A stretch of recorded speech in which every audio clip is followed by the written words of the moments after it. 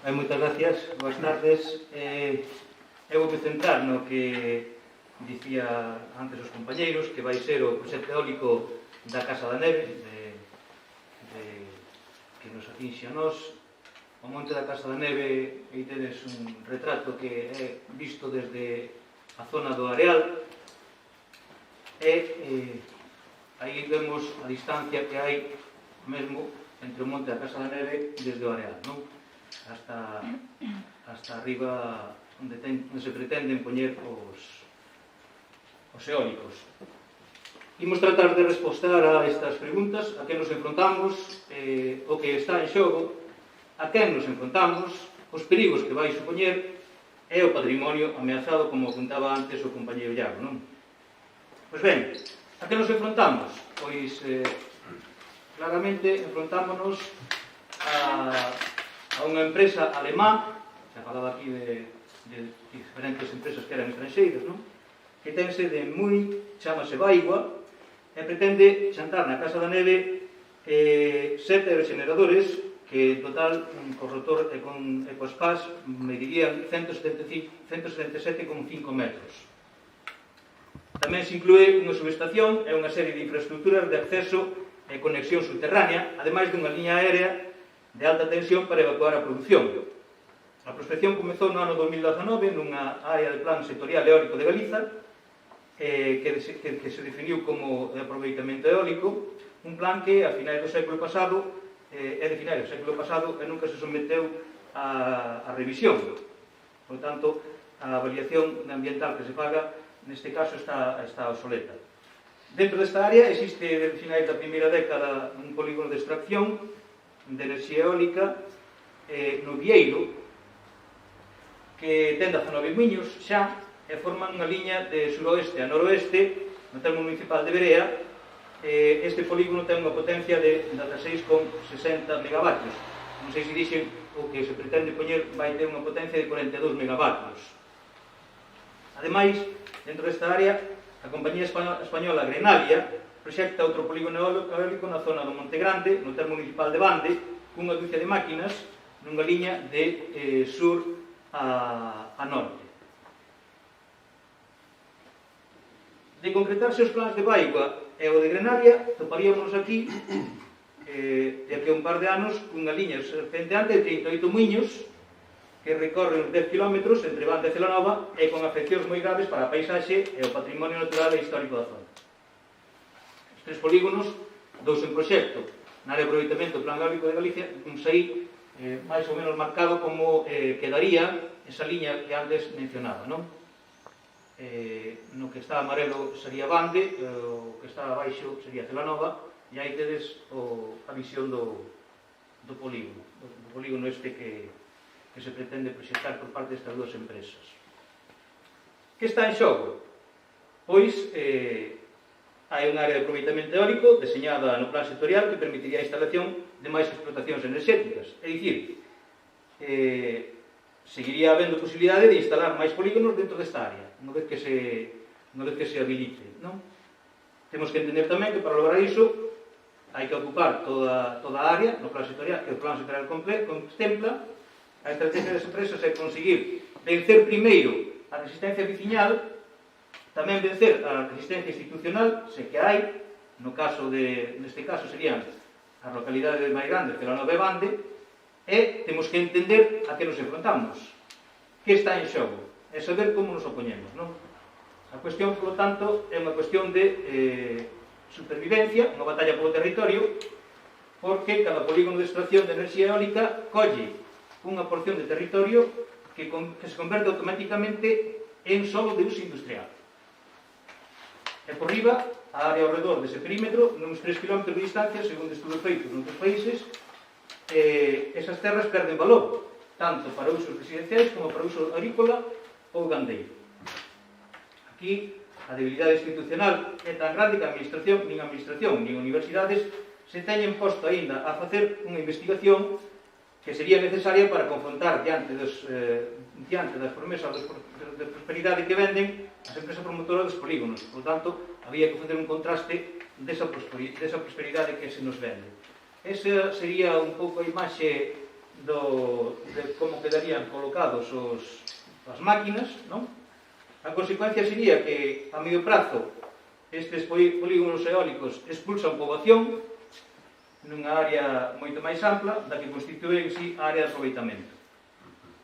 A instalación dos polígonos non trae riqueza de ningún tipo, como xa comentaba antes Iago, ni siquiera vai ter riqueza para Bande, nin Berea, nin Celanova.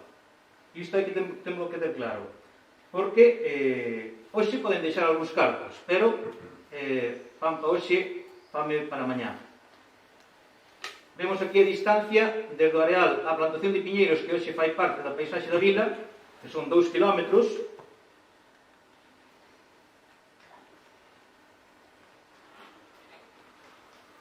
Distancia desde o primeiro miño do polígono de Vieiro en funcionamento desde 2009, 4 km.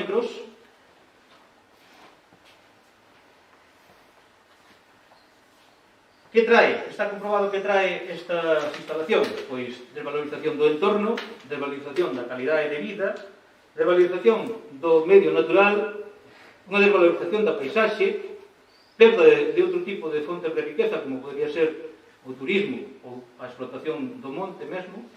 Trae máis despoboamento, porque evidentemente non vai haber posibilidade de buscar un medio de vida neses ámbitos, e trae avellentamento. A poboación que queda sería a poboación maior.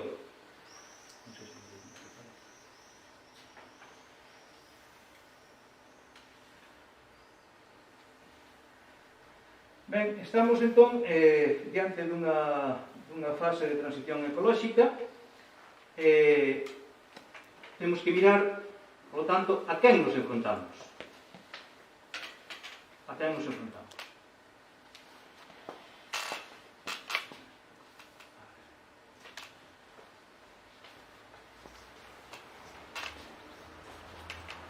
As compañías que dominaron a extracción e produción, comercialización de enerxía, que se ven obrigadas a cambiar a fonte de enerxía, mas non perden o control de negocio nin as formas de actuar. Aquí témoslo moi presente porque o país, concretamente as nosas comarcas de Celanova a Raia, están inzadas de encoros, outra fonte renovable, non?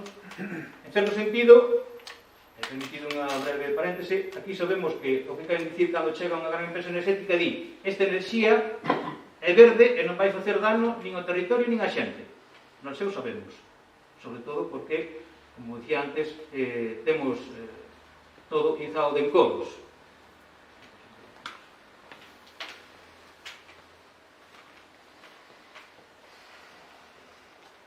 As empresas precisan territorio, buscan territorios nos que as institucións son débiles e a sociedade civil está empobrecida e avellentada, institucións débiles que permiten que, por un diñeiriño que ofertan, pois se poidan ir apropiando do territorio.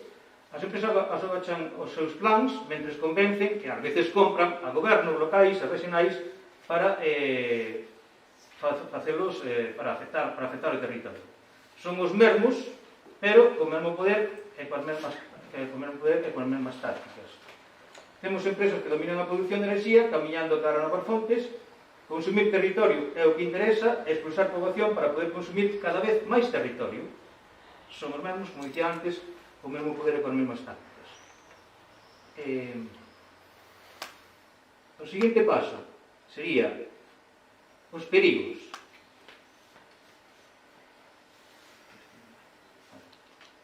Que perigos comporta a instalación destes parques eólicos? As máquinas son, en primeiro lugar, perigosas para a saúde. As persoas que teñen que vivir próximas a elas verán afectados a calidade das augas, efectos consecuencia do ruído.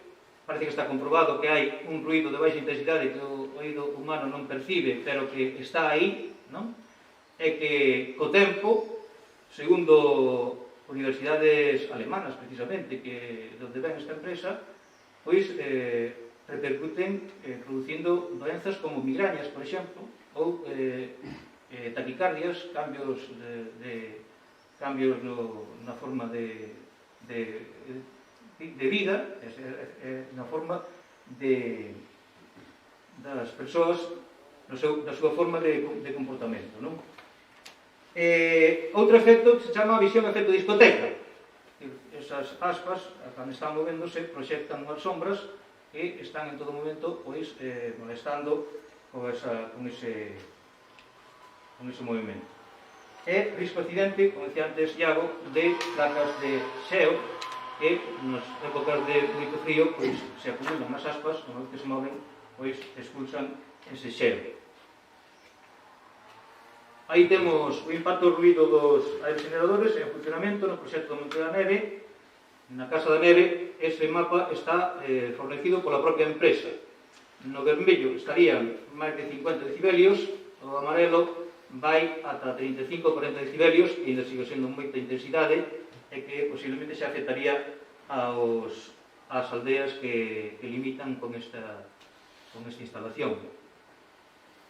E preguntámonos, por que unha empresa con sede no Estado Libre de Baviera ven instalar a Celanova unhas máquinas que non podería instalar no seu Estado, tal como apuntaba antes tamén Iago? Pois, no caso do proxecto de Baigua,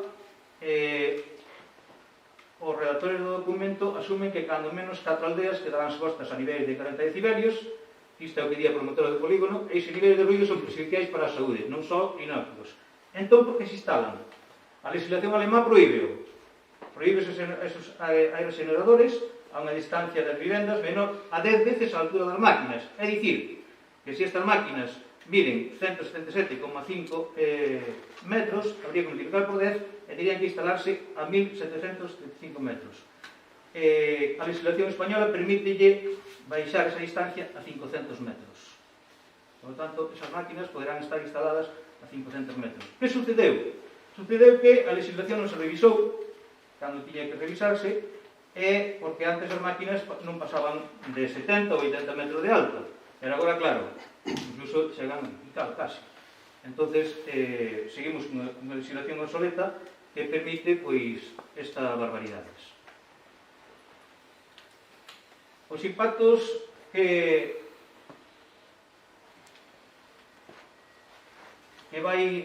van ter sobre os diferentes medios, temos aquí resumidos, son efectos sobre o medio natural.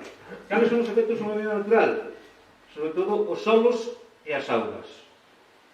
A flora, a fauna, a paisaxe. Na Casa da Neve citaremos os principais. Erosión, perda de biodiversidade, desprazamento de especies, impactos sobre especies en perigo de extinción, como pode ser a águia real ou o esgonzo ibérico, e outras de anfibios, aves, réptiles catalogadas como vulneráveis. Isto todo incluso recoñece a propia empresa no seu informe. Outra, freo a ampliación da protección do medio. A situación do polígono, de se chegar a construir, impedirá que as zonas actuais de protección, a reserva da biosfera de Allariz ao leste e do Xurés ao sur, se amplíen. En terceiro lugar, o solo ao servicio da dinámica productivista.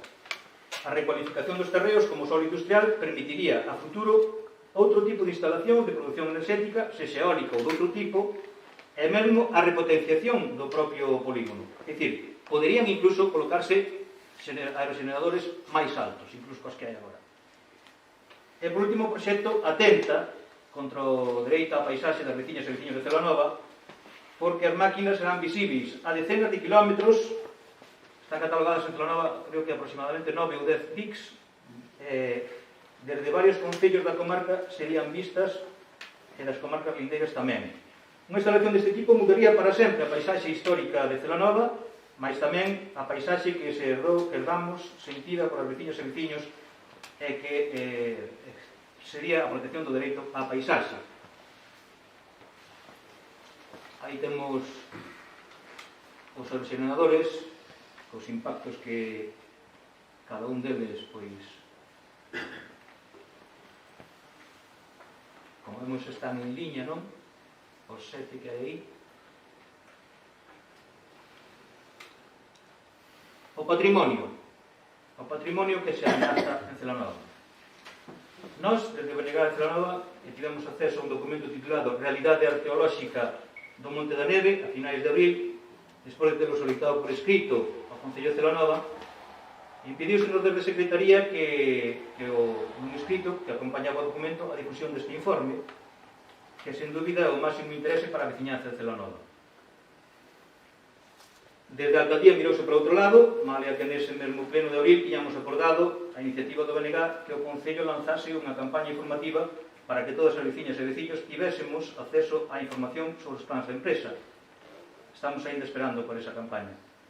No pleno de xuño, hai un mes, o BNG conseguiu que o alcalde dese o consentimento a divulgar este informe ecolóxico e esperamos un mes a que fixese o goberno municipal, pero non o fixo. O informe ecolóxico, aí temos unha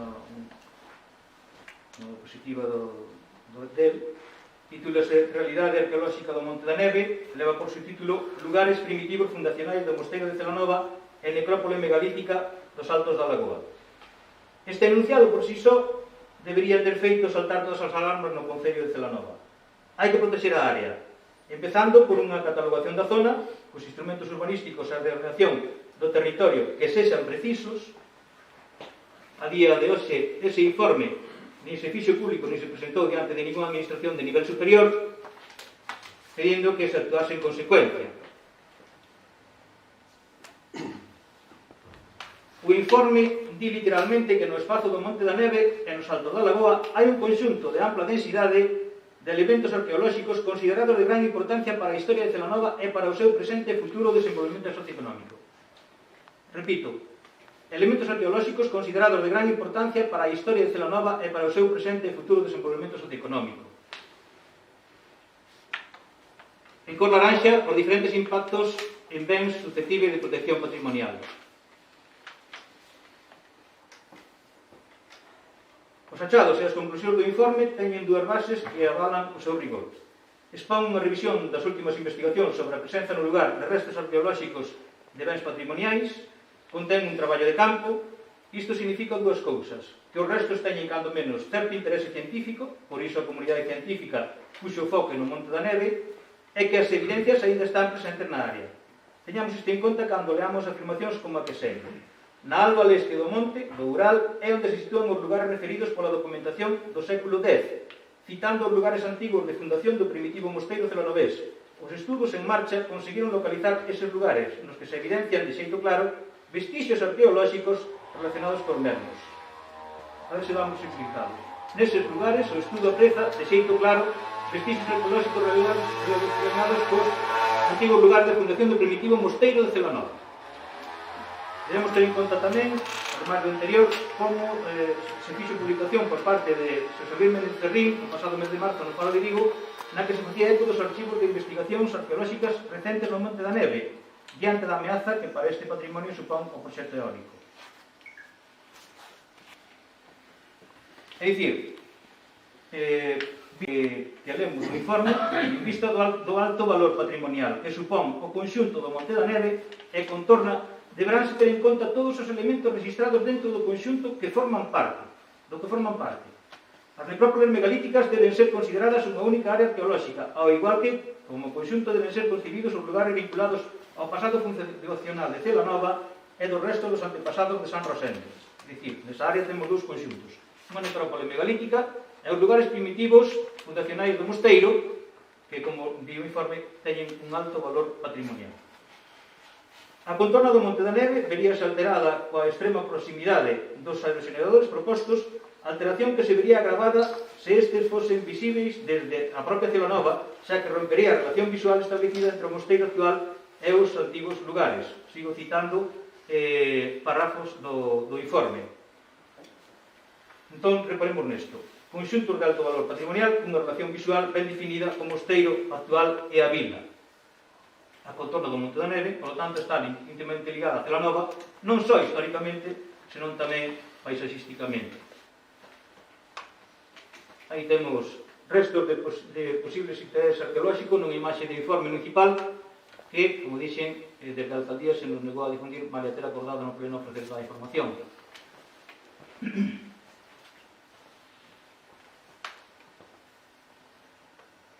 Conclusión. Desta parte dos bens patrimoniais afectados polos planos da empresa, o que se sabe a día de hoxe é o seguinte: administrativamente, moitos destes vestixios non figuran nos inventarios arqueolóxicos, consecuencia de serem aínda estudos activos inda que isto non é causa para non telos en conta á hora da súa protección. Ausencia nos inventarios a que se pon remedio a través do envío de avance destes estudos á administración competente.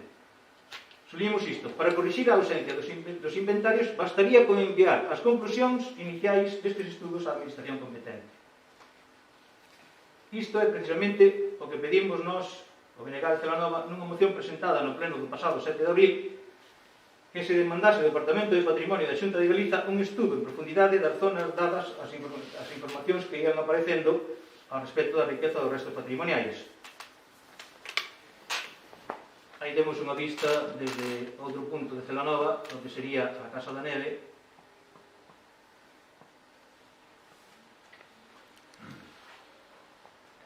E aí temos a visibilidade das máquinas desde todos os concellos da comarca máis alá, e isto é un mapa da empresa. A marca aí, hai puntos e puntos desde onde se verá as máquinas sin ningún tipo de ocultación, evidentemente. Será a foto que de Celanova se irá dando despois cando se instale.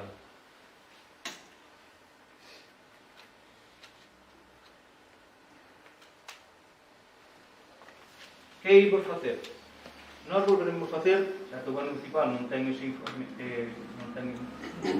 informe, parece que non sabe interpretalo, non quere, pois pediremos no Parlamento de Galiza que a Xunta acometa, compañeiros no Parlamento, aquí está Iago, un estudo arqueolóxico en profundidade para comprobar as conclusións do mesmo, e no caso de seren corroboradas, que se paralice inmediatamente calquera plan de instalación industrial na zona rexeitando o proxecto de Baigua. Nós, a nivel local, pediremos á corporación local que se declare unha moratoria eólica no entorno municipal. Como conclusión, na Casa da Neve hai bens patrimoniais relevantes e dignos de protección. Na Casa da Neve está en xogo a protección dunha paisaxe en íntima relación coa vila e a historia da súa fundación. Nada máis. Moitas gracias.